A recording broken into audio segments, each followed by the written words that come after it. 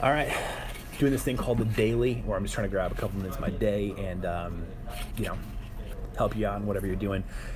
What's interesting, kind of, as I kind of do this weird mix of like business, journalism, film critic stuff, is that kind of have a lot of connections with people who are trying to build a brand, be it in entertainment, or they're trying to get the thing off the ground. They have a day job, they really want to do something else. My friend Eddie Tucker is in town from Orlando. We met in the age of the BlackBerry, so I'm going to put it, like pre-iPhone. We did a show together called Inspiration Sensation. That was, I think I was on it for 3 or 4 years. But my most vivid memory of that was, you've got to do makeup or whatever. I'm a judge, American Idol style show. And the makeup artist, comes out, on a commercial, and she's like, "Stop sweating." I'm like, "Your yelling does not help things.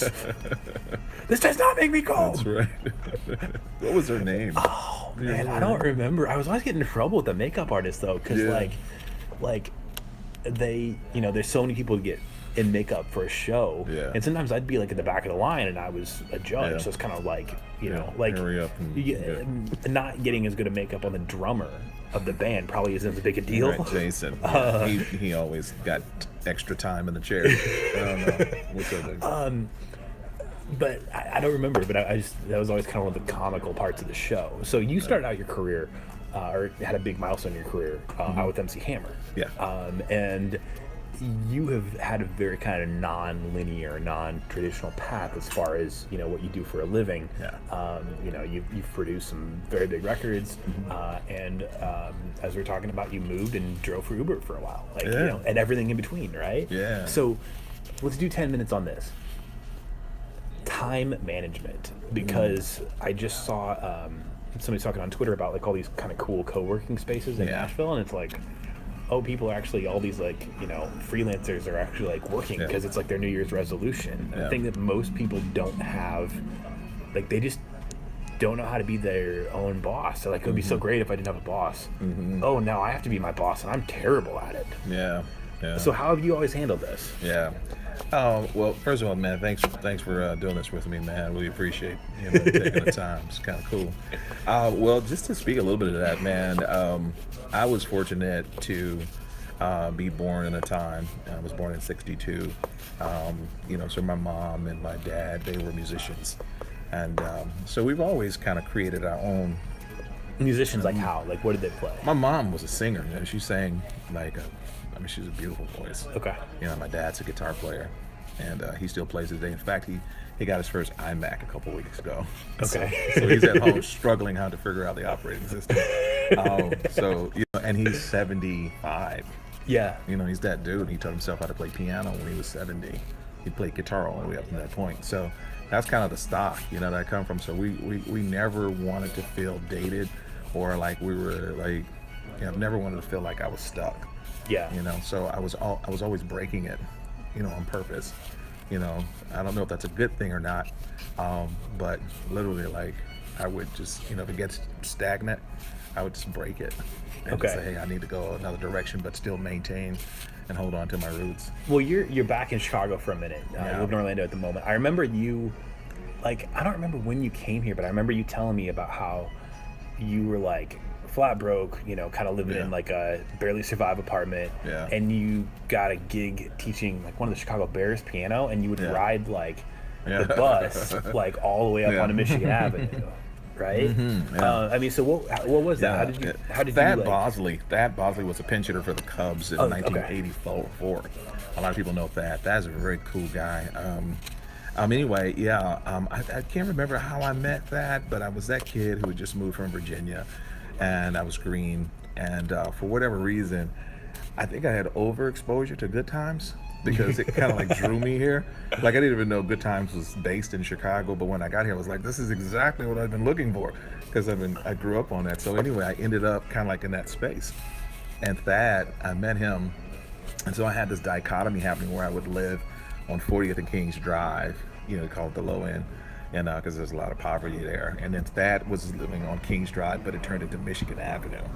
So there's a little thing going there, right? So it's one bus from my house to his house, and literally he was, that kind of shaped me in being able to go from a bass to abounding, back and forth, So that experience, I ended up teaching him how to play piano and working with him, but actually he was teaching me how to become, better at, what I was trying to do. And you came here to do music. I came here to do music.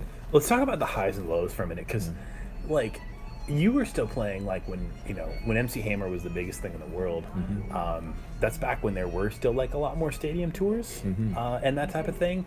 And I don't think people realize, and they're like, I want to make it or whatever. It's like a lot of times you have a few really big moments. It's like they think we're going to go to Hollywood and become an actor, and then I'll be George Clooney, where I'll get these high profile roles for the rest of my life if I get one. And a lot of times what happens is you get one and then like, it's maybe you keep working, but it's 7 years until you get another big win or something like that, right? I mean, so we were just talking about a mutual friend of ours that produced his first record. That I have no doubt sold a bajillion copies in the 90s, right? But like, how have you stayed steady? Like, because I mean, that is like, because everybody's, I'll shut up and let you talk, but everybody like in the entertainment world, man, it's like everybody's pumping you up, building you up, and then all of a sudden, like, you got a whole lot less friends real quick, when that takes a dip.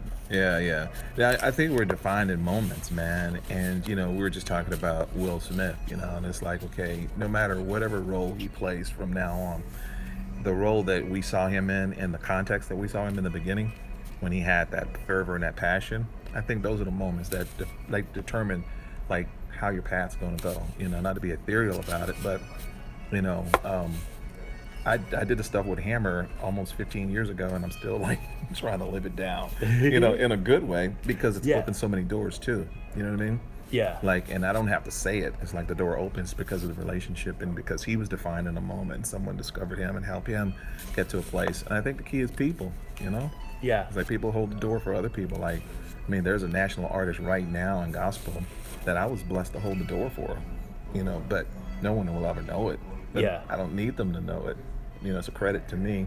I can sit at home with my kids and say, look at those 18 million views. It's great. It's like he wouldn't have those if I hadn't fell in love with so-and-so and moved to Chicago, and then I fell in love with music and all these other moments that connected up to him having that moment, So it's like those moments. So was there ever like, I mean, because you've played in front of very large crowds at different points. When we did... when we were doing the show together, it's funny, I had this little micro moment of like, I guess maybe my only true brush with fame. The show was huge in Puerto Rico. And so I actually went on vacation to Puerto Rico, and for 4 days I was Justin Timberlake. Like, everybody knew who I was. And then the plane got back to Miami, I'm totally anonymous again. You mean as in like the second leading demographic in the whole country? Okay, Puerto Rico. Yeah. Okay. So that's real fame, baby. It's just, everybody's like, oh my gosh. And then I get back to Miami and I have nobody. But like, you go from playing very large crowds to playing at your church again, at different points, and like, and that's kind of always what it's going to be, right? So was there ever like disappointment in that, or is there ever like, oh man, I'm kind of bummed, like I kind of miss like the green room and or not? Well, I mean, I'll say yes and no to that question, because again, coming to Chicago and working with that gave me the 40th and Kings Drive to Michigan Avenue, back to 40th to Michigan, 40th Michigan, and that's what that is for me. It's like, okay, it doesn't matter. I'm on a plane, to Atlanta last week to do this huge thing with this huge person, and then I get on a plane, I come here, and I'm telling my 18-year-old girl, rolls her eyes at me, and it's like, okay, I need that balance, because that's how your heartbeat is. It's up and down, and it speeds up, it slows down, and that's the rhythm of life for me. I think it's important. Like, there was a season where it was disappointment. It was like, okay, I held the door for you, why don't you lay out the carpet for me? Yeah. But then it's like, well, there's no real reward in that, because now I'm spoiling the moment, because I'm now like the kid who tried to come along. Yeah. And it's like, they don't enjoy their moment as much, Yeah. So, Well, it's like if I could throw out a little bit of a personal example, I try to be careful about how I talk about stuff like this. Like, I just mentioned to you, and I'm not going to say their names again, but if you go back and read my my stuff this year, may have interviewed 2 of the directors that are going to be up for Best Picture at the Oscars. We'll see how it shakes out. Cool is that? That's fun, right? Yeah. What I don't do, like, I have a rule. I don't do, like, if I get to go to this stuff, I do not post pictures. It's just kind of my own rule. That, That's like, so cool. Because I don't want to be like the person that's like climbing on somebody else's back. Yeah. So if I'm doing an interview, I do the interview and I go home. Yeah. Like, that's it. But I will throw out like kind of some of the bigger name people. I interviewed Obama as a fill-in news guy about 6 weeks before he hit Newsweek and became, when it looked like the next president. And Gerard Butler, at the time when I think he was probably the 3rd highest paid actor in the world or whatever. Right. Yeah. Back up. Okay. I'll call her right back. We'll wrap this thing in a minute. But people are like, oh man, that's so cool, but it changed your life. And I'm like, it was work. Yeah. You came to work, right? What's that? You were living in your moment. You came to work. It was work. Yeah. And so, I think one of the things that's been good if you're kind of coming up trying to build a brand or whatever, it's like you got to separate the people who are nice to you because it's a good thing, and realize that you can have courteous, professional relationships. My wife texted me and said, "Please confirm you are alive." Okay, so I'm gonna. So the Apple phone's coming in. I'm Apple Watching heart rate, right? And so I realized that, kind of doing some of this film stuff, it's like, I have a couple legitimate friends in LA that I would consider friends. There's a lot of other people that I have a good relationship with that, we're not friends, and there's nothing wrong with that. Right. But as soon as I'm not a film critic, I'm never going to hear from them again. Yeah. And, I think what I would say to 22-year-old me and people who are coming up trying to do that, be like, just know, and that's okay. Absolutely. You need to be okay with it being just work. Right. And then you need to. That kind of determines where you put your energy too. Put your energy into the people that are I still have friends from kindergarten. No, that's real, man. I mean that's and you and I have been friends for 15 years. That's the stuff that matters, and getting invited to the cool party really doesn't have any bearing. It just doesn't, it's not going to change your life. It's not. Yeah, no, I think the value is in that too. I was at a concert with a kid the other day that was an artist that I supported, and I was Instagramming, and I just all of a sudden I thought to myself, I was like, this is his moment. Let me not spoil this. Let him do the Instagram. And I could be sharing as with my friends. Okay, this is my guy, whatever. But at the moment, I felt like this is like such a cool moment. Not everything needs to be broadcast.